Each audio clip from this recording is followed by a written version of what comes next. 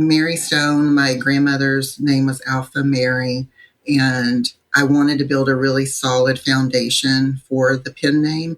So Stone's a very Foundation good, is a very good foundation. That's how Mary Stone came to be. That's how I used Pratt, by the way.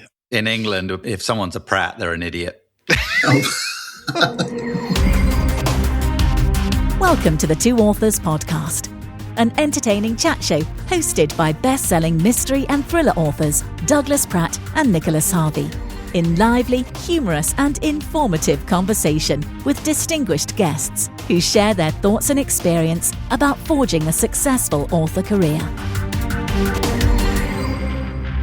Welcome to the show, brought to you as always by the wonderful Vellum, the absolute best formatting software out there.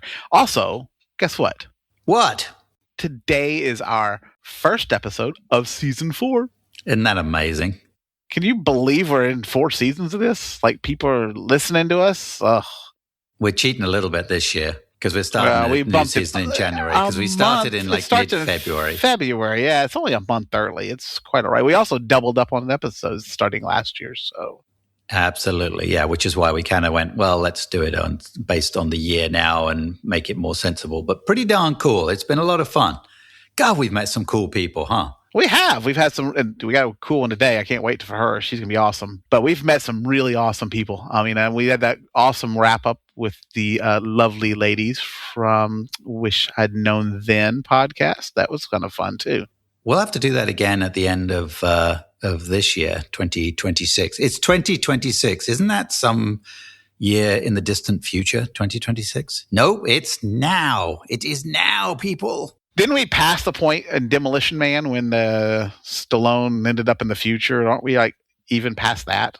We're past loads of those movies that were set way in the future. Yeah, where's the flying car? Far in the future, 2015. Yeah, remember Back to the Future? It's kind of ridiculous. So, well, also big thanks. Oh, I didn't even talk about Vellum very much. Did you know there's a really cool thing you can do on Vellum that I really like is that you can get when you generate your EPUBs, they come out specific for each platform. So like if you do Apple, because Apple is generally the one that's the hardest one, like it comes out with one specific for that. I've used that feature, although I'm KU, I've used that feature because and I know you have because you do pre-orders wide, but well, I guess you don't have to do that if you're doing a pre-order wide. But anyway, I used it because of the Tropical Authors books. And if you haven't checked out the Tropical Authors books, we have 5 of them out there, co-writes.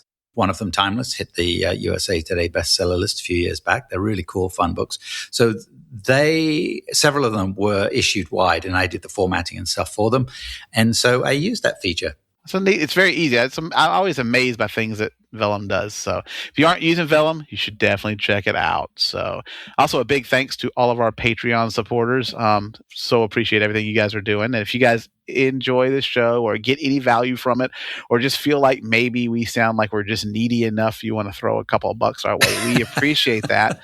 And you can visit us over at patreon.com/the Two Authors Podcast. We do have a free tier, which is, just going to have the podcast on it, which you're already getting. But still, for just a couple of dollars a month, I think it's $3 a month, you can get bonus questions, little nuggets that we throw in there. Every guest, we do a bonus question with them and pop that in there and it's on video too, so you get to look at the guest. Unfortunately, you get to look at us too, but you do get to look at That's probably why our sales are down over there. They're like, oh, we got them.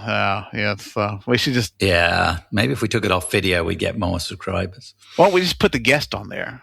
If we get somebody like Kyla Stone on there, she'll be like, yeah, everybody come look at her. We'll be fine. We'll just put her on. That's true. Absolutely. Yeah. I don't think she'd appreciate us that much. So she's another one who only tolerates us. She's only I can't. We've got a really cool guest today, which is the best-selling thriller author and publisher Mary Stone, who is huge. I got to meet her in Vegas. She is one of the most delightful people ever. So, but before that, we also have a really cool question now from one of our past guests, Mr. Robert Degoni. The one and only Robert Degoni.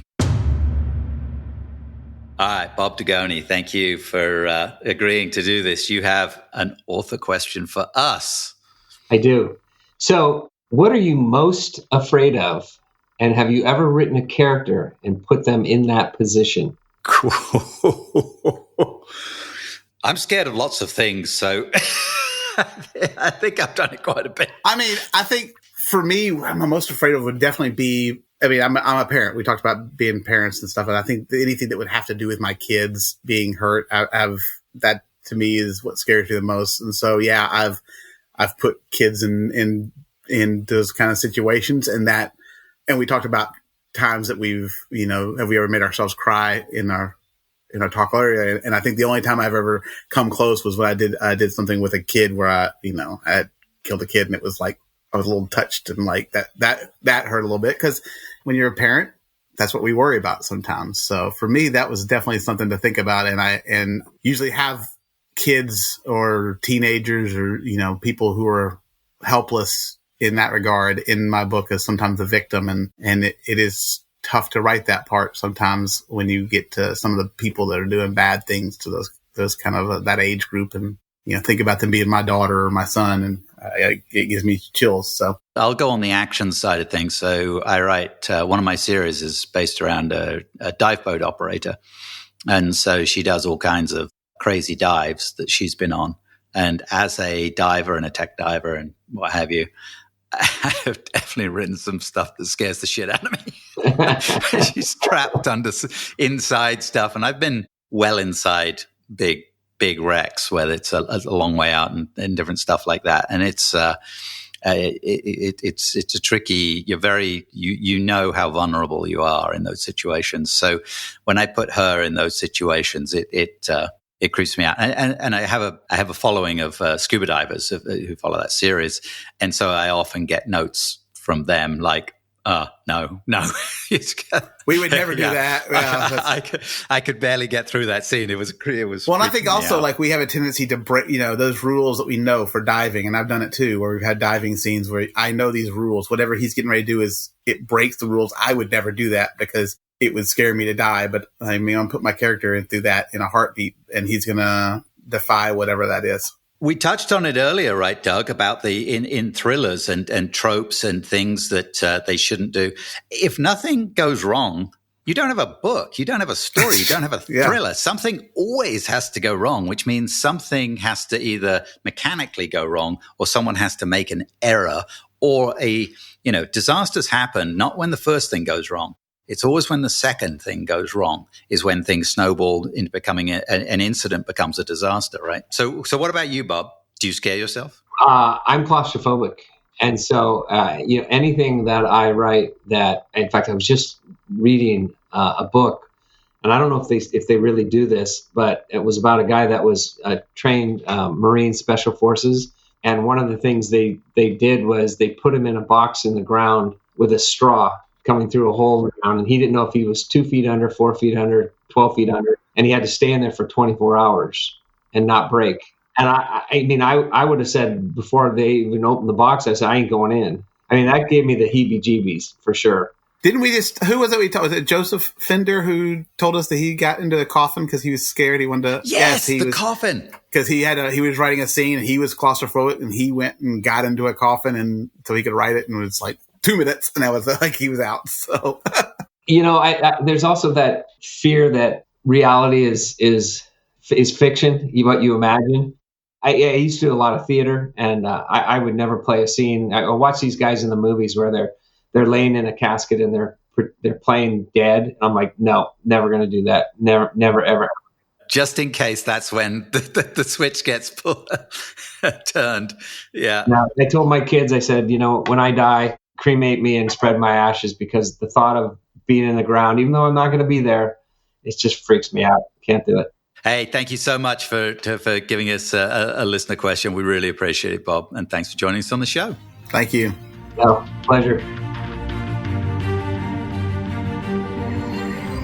Welcome to the show, Mary. It's so great to have you with us.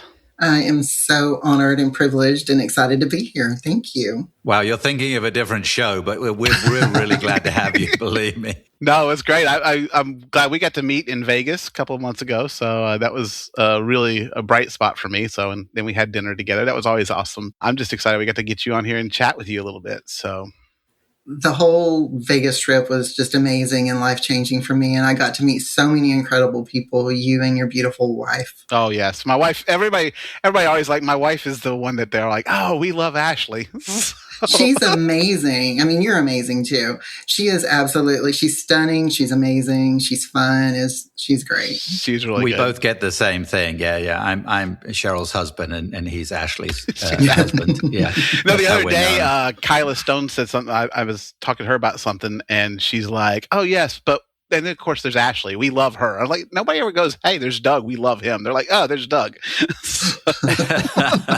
Yeah, there's Doug. I won't kill you in a book, so I like it. I don't even know if that's a guarantee. I think there's probably at least one or two people out there like, I could probably kill him. Check back by the end of the show. You might want to kill Doug. Yeah. Well, Mary, to kind of start us, let's just talk about how you got started in how you started writing and started publishing. It was not the traditional means. It was not me being this little girl who grew up wanting to write books, because quite honestly, it never occurred to me that I could write a book. I loved reading. I'm dyslexic. So by reading more, I read voraciously just to be able to figure out how to read and to be able to, just function in life. So I read a lot of books. But it never, ever occurred to me, not one single time, that I had a book inside of me that I could actually have the talent to put on paper and send out into the world. So my background is actually, I played basketball my whole life, and I had a scholarship to play in college and had a marketing degree. Went straight into healthcare marketing. So I was the marketing and PR director for a hospital for about 15 years. And then my little hospital got gobbled up by a big hospital. And of course, the marketing department went away. And that happened in 2008 when we were in the middle of a huge recession and there were no jobs anywhere. I was trying to get jobs as a receptionist, as a sales clerk, anything that I could feed my children and pay the mortgage. And I was a flight risk because I had, the degree, I had this experience. And so I was overqualified for the jobs, couldn't get a job.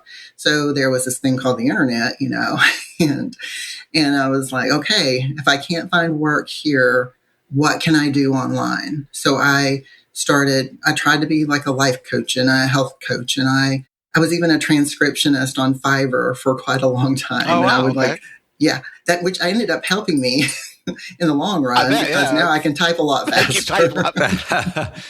Hey, Nick, I think, what you need is a life coach thing. If you could be a life coach on Fiverr, I think that would be great. Like, I can just see you like, just grow up. Yeah. Get your shit together. That might help. Here's my $5 worth of advice. $5. I'd be like Lucy from Peanuts. Yeah. Well, it's like that. What was that? That old Bob Newhart sketch when he's like, they'd come in and talking to us. He goes, well, you have a problem doing this. I keep drinking. Well, stop. Just stop. I know. I can't read. Well, just read anyway. Yeah. We'd be great life coaches. I know. So successful. As you can tell, I didn't make it. Yeah. So we'll just sail right past that. So you were a transcriptionist and you started... I was a transcriptionist and I was just trying to find a way to feed my 3 boys and keep the roof over the head. All of those. They eat a lot, I'm sure. I know what 3 boys do. Oh my gosh. It's ridiculous how much they eat. But so, just trying to keep them fed, trying to just keep things going. I was doing whatever I could. So I ended up meeting a lady on Facebook who was writing romances, and she needed an editor. And she was like, hey, would you want to edit this romance for me? And of course, I had no idea what that involved, but I had written and edited my own hospital newsletter and press releases. And so I'm like, sure, yes, let me have it. I'll be the best editor you've ever seen. I can do this. I mean, because, how different could it be? It was kind of my thinking. Right. I mean, such a newbie. I mean, ridiculously naive. So I started editing for her, and then I started editing for someone else, and then I started editing for this other person, and I was bringing in money, staying at home with my kids, and I was like, okay, this I can do. So eventually it got to the point where I was rewriting a lot of these books, and that's when it clicked in my brain. Well, maybe I could write a book too. Yeah. So I wrote my first romance and published it back in 2014, and still was editing, because writing a book is very different than selling a book. That is true. In case none of you authors have figured that out yet. There is a whole swath of authors on Facebook that have not figured that out yet. It is this very different beast of trying to do that. But I was starting to sell books. So I was excited. I was making about $7,000 a month in sales from the romances, which, I mean, I was like in heaven. Well, this is what, I was 08, the pinnacle. Yeah. Yeah, this was this.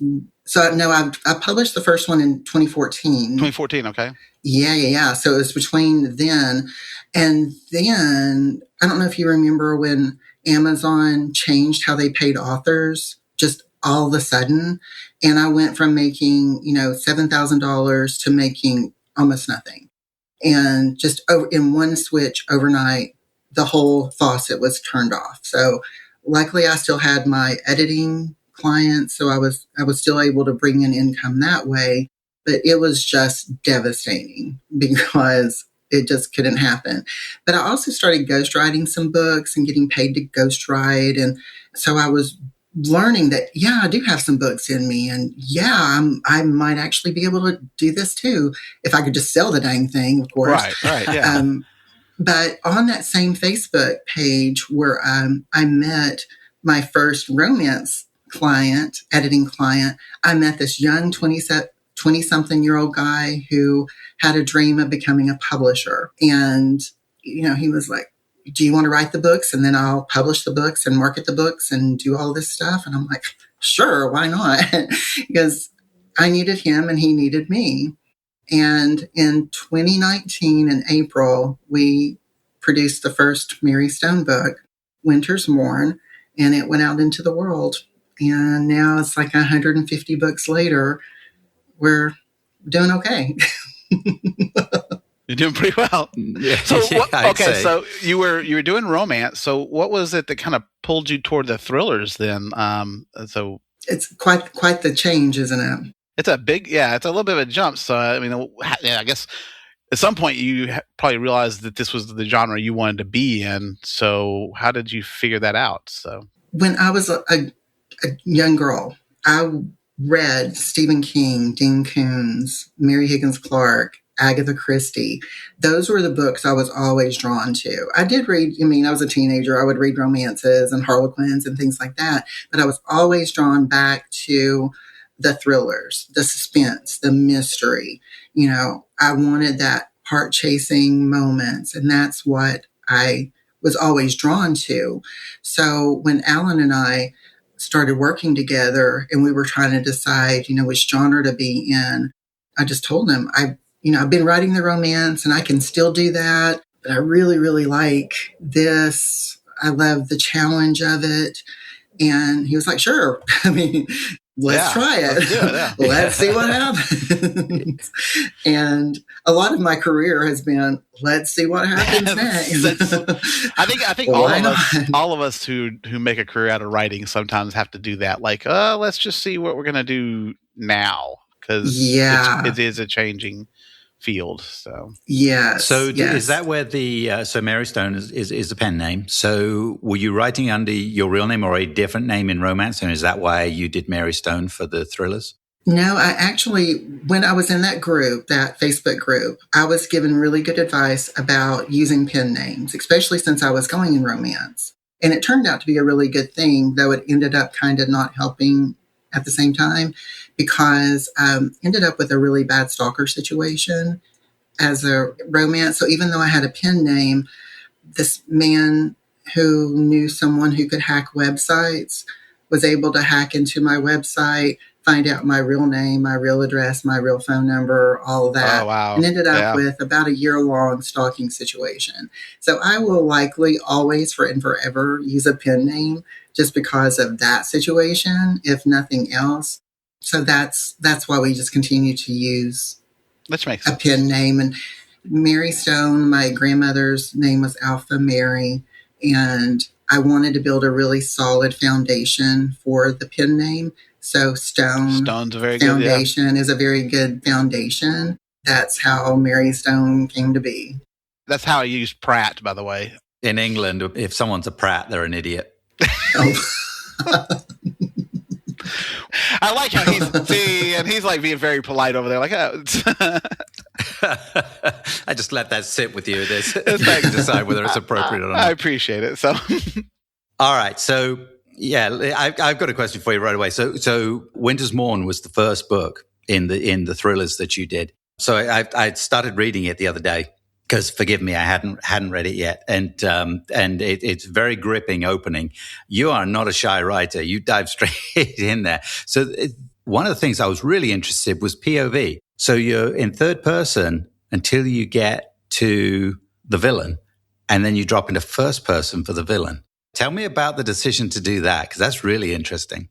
Well, there was a craft reason to do it, which it helps hide the identity. You know, when you're writing in third person, it's much harder to hide any identity. So from the craft standpoint, it was just easier that way, to be able to hide that identity, which is important, you know, throughout the book.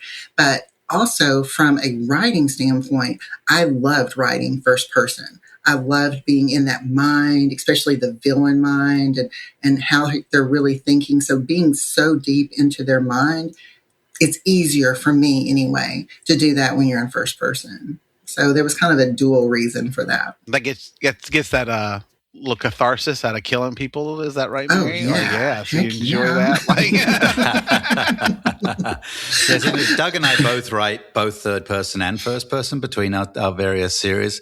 And the problem you're talking about hiding the villain's identity is I've faced a lot of times, especially when you're opening a book and normally it's an inciting incident. So normally it's the villain involved and you've got to come up with a way of being third person around this villain without mentioning their name. And one thing I learned was people don't like reading they. So in UK English, you can use they as gender neutral, but in US English, they don't like that so much. They instantly kind of refers to multiple people. So yeah, I learned that with my beta readers and art group and editor that we had to find another way around it. But yeah, coming up with creative ways to describe your villain without giving it away especially giving gender away is often tricky. So great. That is a challenge, though. One of the tricks that I use a lot of times is I give the villain a nickname. So when they've met the villain is getting ready to kill the victim and it's known to that person, you know, it drives me crazy when the victim acts as if they don't know that person, even though maybe their family member. Because they're going to know them, yes. So. Yeah, they're going to know it. They're going to think their name. They're going to be like, why, Mom, why? You know? Yeah, the classic, it was you all along. And then you're like, well, that's very, yeah. Yeah, it drives me a little bit crazy. Yeah. Yes, so I try to have the nickname, and that tends to work for a lot of the scenarios that I have. You know, and then there's just, I don't really know. I don't know if I have any really great ideas on how to do it well, just to make sure that you don't have the victim go, oh, you know, man, hey, shadowy figure, you know, hey, assaulter, you know, and those kinds of things. So however it feels best to fill in that blank to where they're not, or maybe as they're dying, they're thinking the person's name and it's on the tip of their tongue just before they go unconscious or they die. That can also work so that you're not, I mean, it's fiction. We're allowed to trick the reader, but we don't want to trick them like that. I will say that probably if I get killed, I will be the guy who's like, it's on the tip of my tongue. What was their name? I know. It's like, I know him. And then I'm going to find out it was one of my kids. I'm like, of course, I don't remember their names. It's like, right. Or you're going to say the wrong name. all the time. All the time. Yeah. I think the nickname trick is really, really good. The book I'm writing at the moment, I had that problem in the opening scene, and the victim refers to the villain as Captain. And that's what she's always referred to her, and it'll come up later in the book that there's a reason why the killer went by Captain. Okay, so I've got one for you, Mary. That's if you went from romance to thrillers, I mean, and that's again a big jump. But so, what is the hardest part? Did you find at the time of going from thriller to there? Was it like the pacing, building that tension up? It's kind of a little bit of a jump, so a change in genre. I would struggle with going to romance for the lack of tension, but oops, killed her. My bad. Kill her again. The plane crash. Now what? We just keep doing it all the time. Like, That's hilarious. Well, when I was writing romance, I did write in first person, and I wrote in first person present tense. So writing in crime, I went to third person past tense. So that immediately was, oh my gosh. I mean, I messed up a million times. My proofreader hated my guts. It was like, I'm sorry, I didn't mean to mess up again. But when you're used to doing one thing, and even for the villains, it was first person, but it was still past tense. So going from that was just a total brain change for me. But then really it was the procedurals, because we knew that we wanted to do the FBI series or detectives. So there was so much to learn with procedurals. I'd never been an FBI agent. I'd never been a detective. I've never worked in law enforcement. So I needed to study, and I needed to learn. I needed to make phone calls and a lot of just figuring it out as best I can to make sure that the procedures are realistic to what would happen for the most part in real life. We do have some fictional liberty, but for the most part, it has to be very realistic. for sure. I think that's always a challenge too. So as you were doing this, as you launched this new Mary Stone, like, at what point did you go, okay, this is really working? Like, you were doing pretty well with, obviously, at 7,000 a month way back, that for romance, that's doing really well. So at what point did you go, okay, man, thriller is taking off. This has become a really successful thing? It was in the winter. We were probably 5 to 6 books in. I think I published 3 books in 2019, and then COVID hit. So there were a lot of people who were home, a lot of people wanting to read. What else do you do when you're in the middle of a pandemic? Yeah. But you watch want to talk to your TV and kids. Yeah. You're just trying not to kill them. And thank God my kids don't listen to this, by the way. So yeah, mine no. I tell mine all the time. They're all adults at this point. I'm like, ugh. Yeah, mine too. They just kind of live this with me too. What was the question?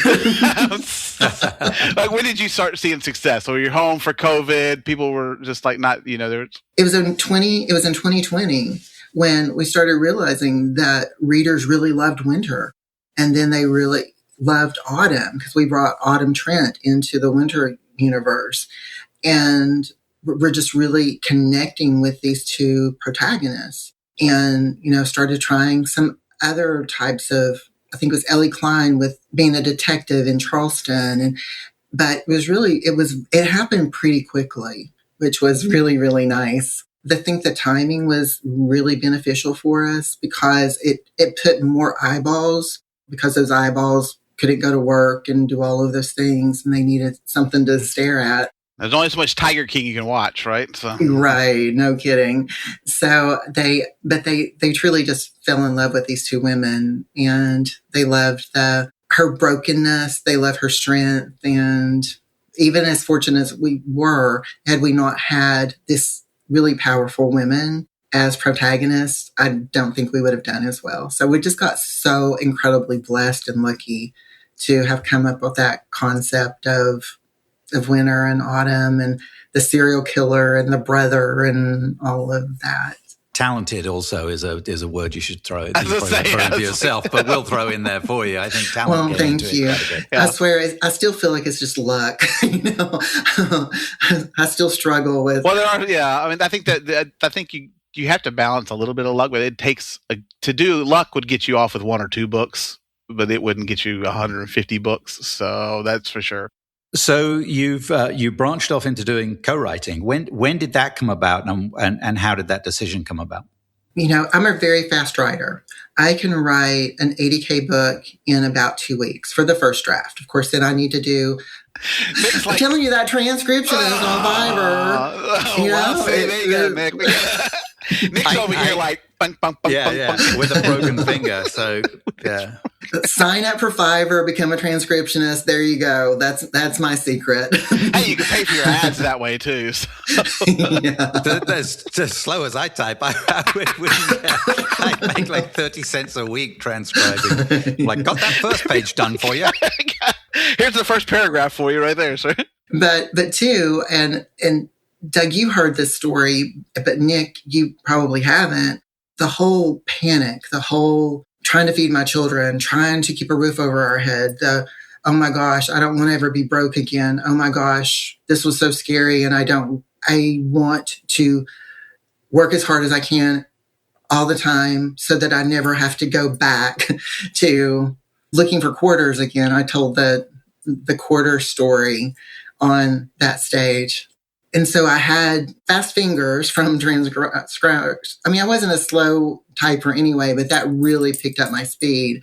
But also this drive, this push to take care of my children, to be able to be financially stable for the first time in years and years and years. It just kept pushing me to do more and not give up. But I could still, even with all of that behind me, I could only write so much. I only had so much bandwidth to be able to do it.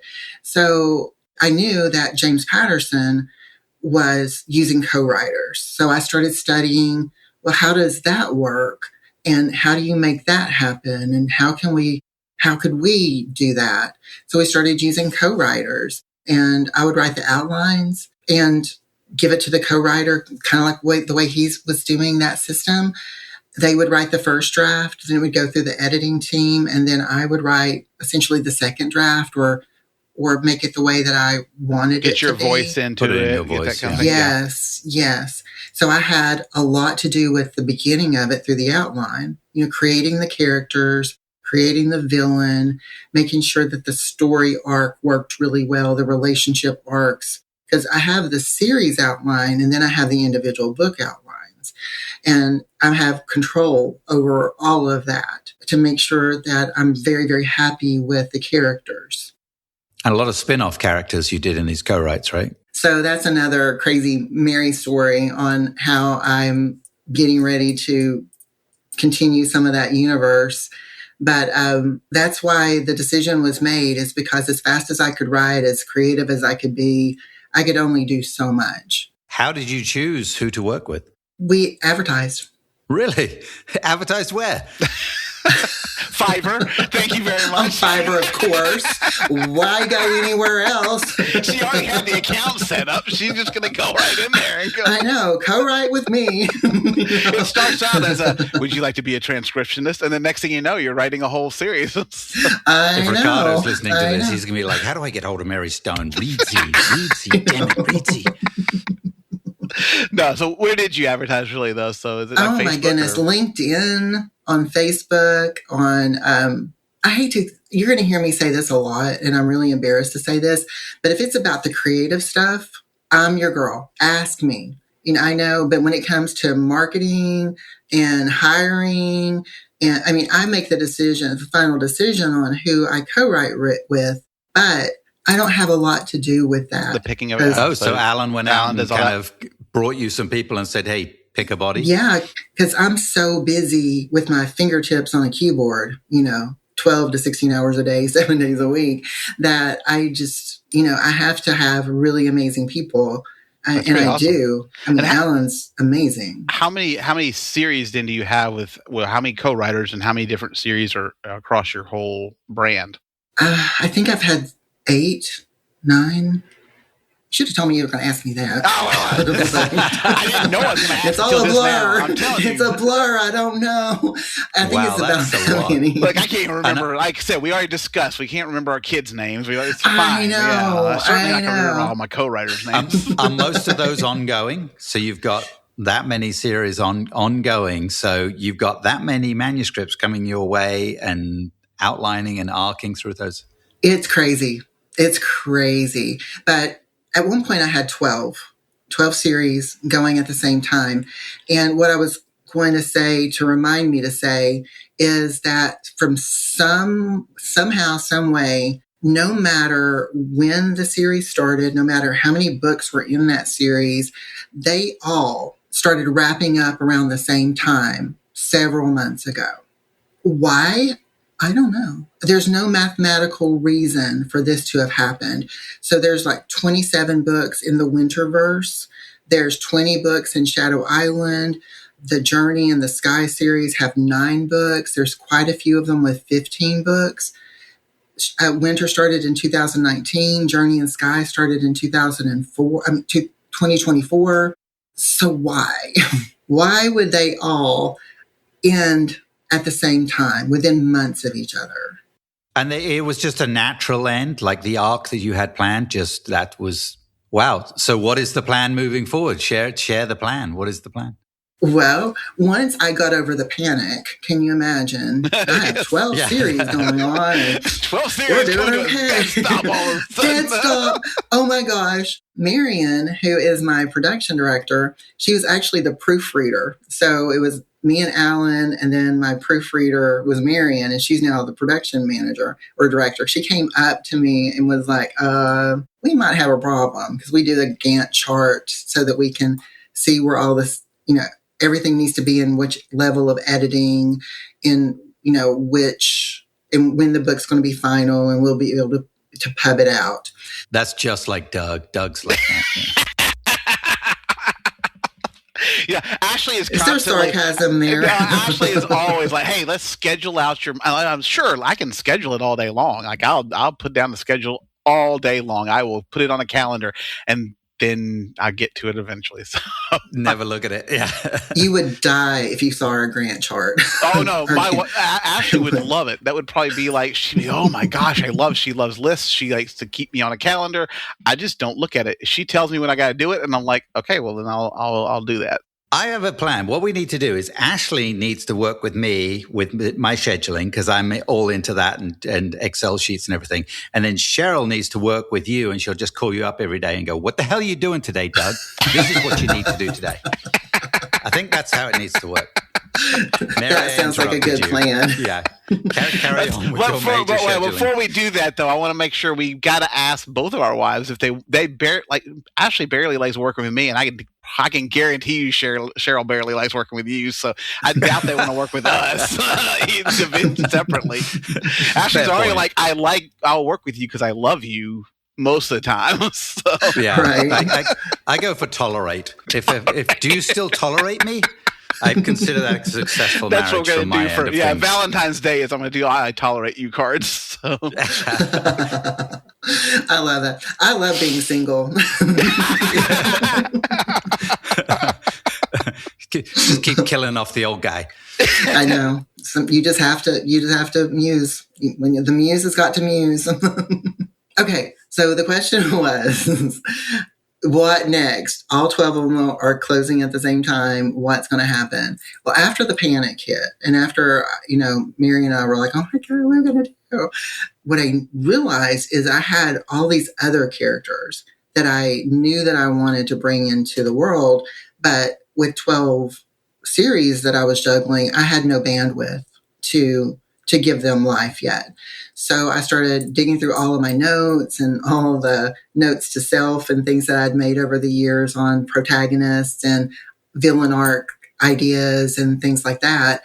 And brought 5 of them to life. So I now have 5 new series that, because those 12 ended, I was able to bring into the world.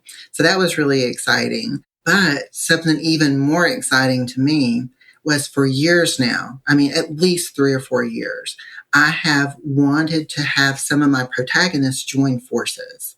Like Autumn and Winter were on the same Virginia FBI team until Winter moved to Texas, but I wanted to join them together in like this force, this special team. But I couldn't because they were all very busy in their own series. Well, guess what? I have all these protagonists now that I've been wanting to join together. So that's what I'm doing. Wow, it's a Mary Stone version of a Marvel I was going to say, it's like a Marvel thing. Very cool. Yes. So I'm curious, do you find the readership stays the same from series to series, or do you have some that like will read Autumn, but they don't read Winter, and it's not across the board? Because that would be a great way to kind of bring them into new series if you have readers of one that don't go all the way across. I am so incredibly fortunate and so incredibly blessed to have readers who start with Winter and they just read everything. And there's some of the series that they don't love as much, and they let me know. They let me know if they don't love it. I'm like, I'm so sorry. I tried really hard. I got an email this week from a fan who reads my. And she's like, I love this book, but did you have to do this? I was like, well, my bad. My skin is still pretty thin. I just want to please everyone. I want to make everybody happy, and of course, you cannot do that. So we've tried different things with the Sky Striker series. She's a young independent journalist, a true crime journalist, and readers did not love her. So there's going to be times when you try something new and it just didn't work out. But I do have some people who read it and they love it. So the ones that don't do as well, do you continue pushing those out, or do you start to wind those series down a little early? Have you ever thought about that, or is it just you got 12 of them ending at one time, so maybe you just let them go. I don't know. Well, I've learned to be more strategic. So now when I'm writing a series outline, I write it in trilogies. So it starts out as a 9-book series, but then we have the first trilogy and then the second trilogy and the third trilogy. So if by book 3, it's really clear that either working with that co-writer is a struggle, and or maybe they're struggling with working under our system. It can go both ways. We can let that series have a very nice conclusion after 3 books or after 6 books. So it doesn't have to keep going. Or if it's just not successful, if we get to the point where, the readership we're getting not good reviews, if we're not getting the read-throughs, we can stop it at those points too. So getting smarter as I do this more. I've got a series that I did. It's a spinoff that is 3 books into it now, and I love it. I think it's actually my favorite series, but it just does not. The readers are not grabbing hold of it. And I was telling Nick about it. I think it's got 2 more books to really wrap it up, and then I'm going to just probably let it shelve it until if it suddenly gets a revival, then I'll think about it. So that's kind of what we were just talking about. Like, how do you kind of keep up with which ones are lagging, and you got to remember sometimes you got to cut your babies off. So yeah, there's so much time commitment to any one of them, right? Even in the setup that you're doing, you've got a massive amount of involvement, expense in marketing through your team and everything. So if it's not really performing, you can't keep going with it. You got to fill that time with something more productive. All right. So we have a million more questions we'd love to ask you. So we're going to beg you to come back on the show again next year sometime, and we'll have the second half of our questions we have to ask you. But we've run long. So a couple of questions to wrap this up. And the first one we ask every author that comes on the show is, what do you think your author's superpower is? I think my author superpower is the struggles that I have gone through as an individual and being able to face the fears, to be able to learn the lessons, and then create really powerful female characters who get to do the things that I wish I had done right the first time. I think that is really, really special. And maybe for the next time that we get together, we can talk about my Mira Shaw pen name, which is for psychological thrillers. That's right. Yeah, we did chat a little bit about that while we were in Vegas. So, and the psychological thrillers are big, and they're fun.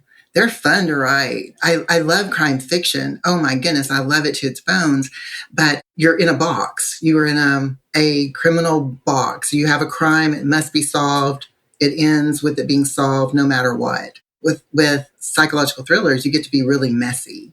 And you get to have really messy endings. And that's been a lot of fun. Those are So I've written nice, 2 of those under Mira Shaw so far.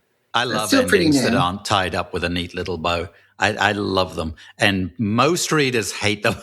They want everything tied up perfectly. I do feel that way, like, so, because my character Chase is generally first person, so if I don't add a third person POV in there from the villain, then sometimes you're only getting what he sees. And I'm like, sometimes things just wrap up and you're like, I don't know how that worked out, but oh well. So I kind of like, I've let that happen a couple of times where it's like, okay, well, I don't quite know, that's where it is. So you killed everybody that's coming at you and that's it. Well, we have one more question for you, and this is our fun question because we have a little wheel of questions. And so, yeah, we don't even know what's going to happen. Oh, yeah. It could be anything. So anything that's written on that. Anything's written on this board. Yeah. But I do change it up every now and again. I go through and like erase it. So, in fact, these were some new ones. So, okay, hey, what is a food that most people like but you can't stand? Seafood. Seafood, okay. I'm mostly vegetarian. I will occasionally eat red meat, but so no seafood for you, huh? Is it the fishy smell, or is it just you don't like that? It's a texture. It's a texture thing. Okay. Mine is mushrooms. I mushrooms, and it's completely a texture thing. Like, I don't mind the flavor of them, but I tried to like mushrooms for years and years, but every time it's just like get it in my mouth, and I'm like, I don't know, it just sends like all sorts of things through my bones. Yeah, olives. Now, olives I don't like, but I worked in a bar, and so I would eat olives as dinner for a while there. And so after you've worked in a bar long enough and you've eaten enough olives, you're like, I don't even want another olive in my life. So I had the same problem with oysters. We used to shuck oysters at this bar, and I liked oysters. And until you get a bad oyster, when you shuck a bad oyster and you're like, oh, that just kind of ruins it for you. So what about you, They're Nicholas? all bad. What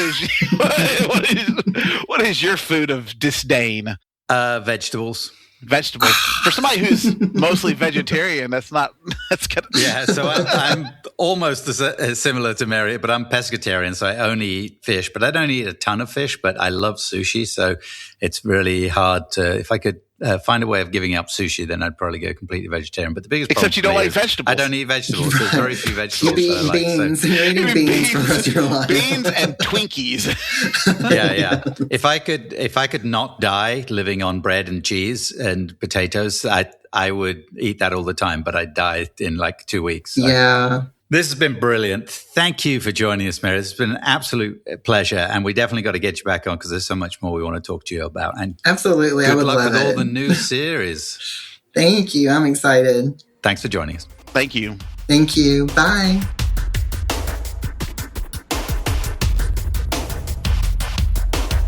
Thank you so much, Mary. Man, that was fun. I actually enjoyed it. That's lifted my spirits today. Yeah, it's rainy today, so I was kind of enjoyed that. It was a lot of fun.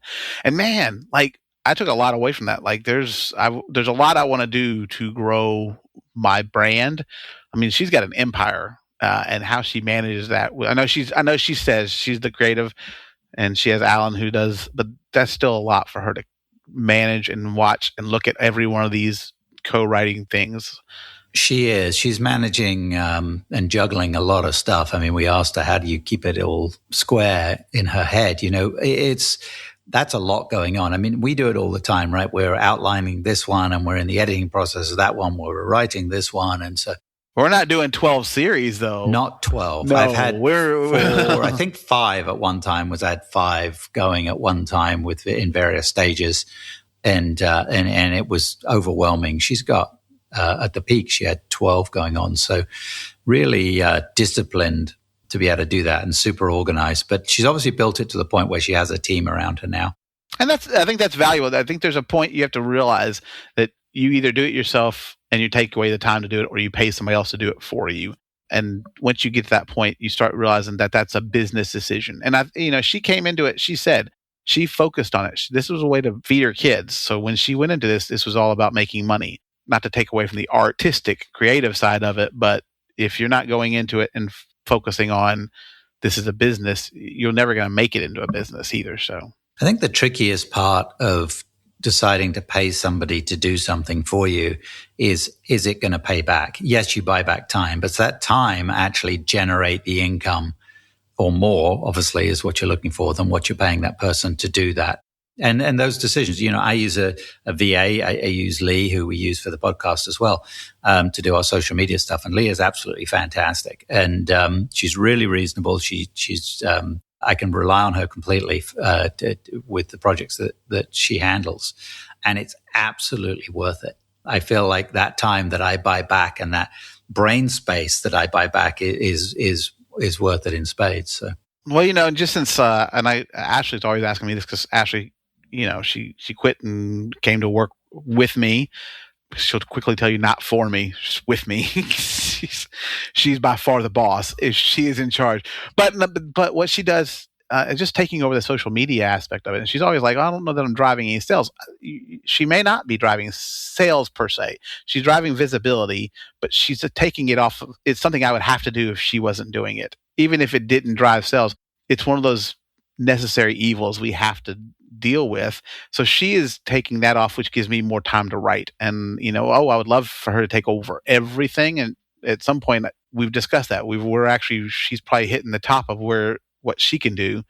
So anything after that, we're going to have to start thinking about bringing in somebody else to do it. So is it going to buy me back more time to write? And am I going to write? If all I'm doing is playing video games while she's posting on social media, then that's not going to be helping me as much.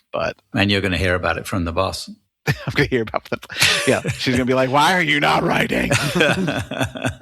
Although she's very good about it. And I'm sure yours is just well, but she can tell when I've been writing and I'm like just brain dead. And so I think she understands, and a lot of people don't understand. Like, you're just sitting there all day, just playing in your mind. And yes, it's a lot of fun, but it is amazing how tired you can be when you get through a long writing session, and you're like, "Holy cow! I can't even imagine 12 books." That's just it. And she obviously has a great workflow. That they have, like you said, she's got a big board that she probably keeps up with everything. And I think that again, it's a lot like any job you're doing, you've got to treat it like a business, and she is running an empire there. So absolutely. Yeah. Good episode. All right.